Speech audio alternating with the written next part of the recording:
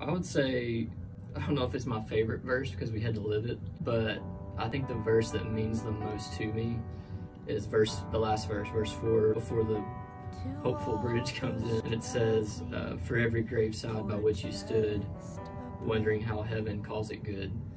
And I remember the day we wrote that song. I think it was Farron that wrote that line, and it just kind of like fell out of his mouth. We were talking about my friend Tom that had passed away. He was 31, died from lymphoma, and just the heartache of not only the moment he died, but also that whole season leading up to his death.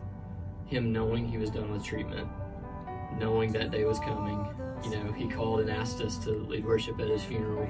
Like, that's a crazy phone call to get. I guess just, I remember standing there on stage thinking, God, Tom's the best dude I've ever known in my life. How is this good? You know, like, Tom, how is Tom not being on earth with us? How is that good? You know, all of that heartache and pain and the things you can't put words to. Michael Farron was able to put some words to it in that moment, because what actually makes it good is what we haven't seen yet. It's heaven. That's, I don't know if it's my favorite verse. I hate that we had to live it. I hate that his family had to go through that, still going through that. You know, everybody deals with grief in a different way, and everybody's on a different part of the journey between here and heaven. But we have seen God's goodness. We have seen his healing. We have seen his kindness. And when we sing that bridge, it's almost like a bridge to heaven.